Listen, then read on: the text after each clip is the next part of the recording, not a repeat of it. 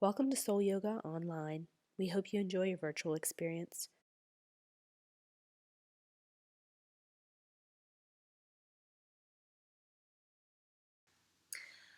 So we're diving into asana specifically. We're taking the history of yoga, we're zooming in to the Eightfold Path, and specifically we're getting even more of a microscopic view of asana. Asana is the third step in the linear step of the Eightfold Path by Patanjali. And asana, or asan. Asana is the English, if you're speaking in English, it's pronounced asana. It has many definitions, two of which we use in yoga teacher training, is pose and seat. Asana means seat, or it goes at the end of a Sanskrit word meaning pose. If you're speaking in Sanskrit, it's pronounced asan. Asana tends to feel like a pretty broad topic. Indeed, there are thousands upon thousands, if not infinite, modifications and variations of postures. If you Google how many postures are there, you'll see a number, often 84,000, sometimes 840,000, and recently I saw 8.4 million. So who knows how many there actually are, but there's a lot.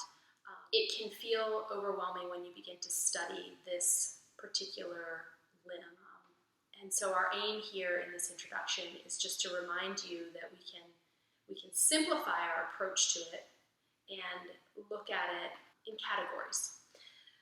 One of the best resources that we've found, you've seen this already, hopefully you have this in your toolkit, but this is the Yoga Toolbox, and we will be referencing this heavily. It pretty much will be your main text that we use throughout the course. Take some time and look at that, because there's a tremendous amount of information that we don't have to be redundant here and tell you. It's all in there. One thing that we can and will lean on is sort of categorizing postures.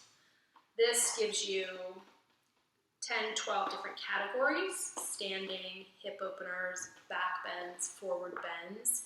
There's some liberty taken with how many actual categories there are, but it certainly reduces that 84,000 or 8.4 million down to a couple handfuls of categories, and you can look at them that way. Maybe just speaking about one of the categories as an example of the layers that each category will have. Mm-hmm. For instance, inversions. You have any time an inversion is where your head is below your heart. It can be done in a child's pose variation. Downward facing dog, where you're in an upside down V, would increase the inversion all the way up to handstand. And all of those have similar benefits, different levels of difficulty. You can still get your students into the benefit of an inversion without having to get them to a handstand.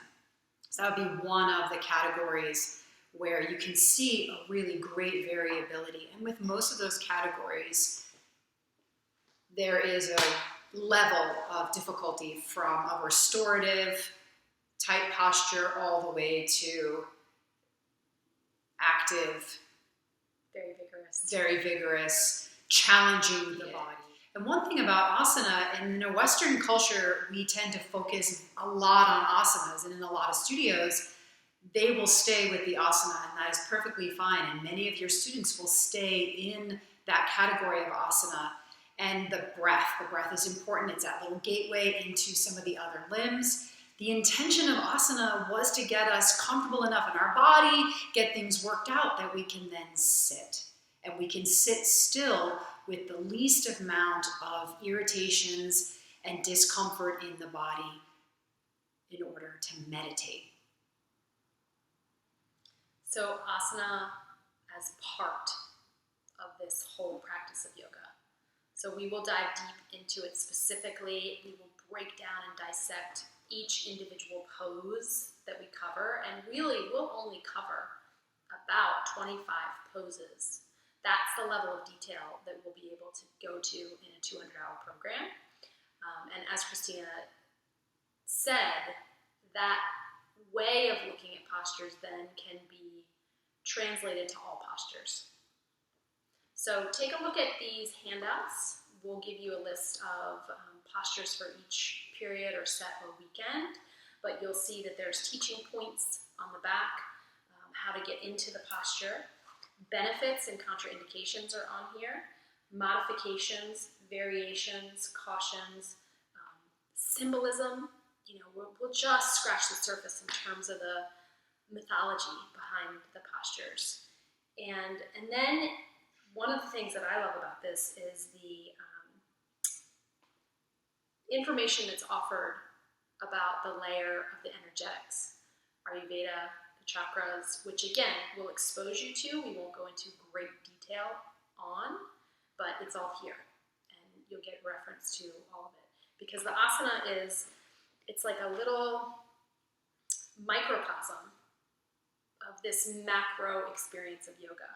So you can zoom in and you can be in, warrior 2, and you can be experiencing yama, niyama, asana, pranayama, focusing, concentration, meditation, all through the experience of the asana. So it all kind of can come together in the asana. Anything you would add? Welcome to asana.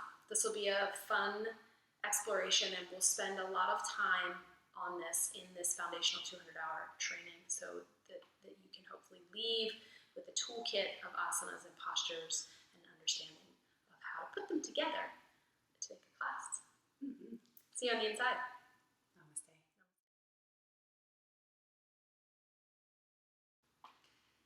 I discovered the asanas or postures back in 1998.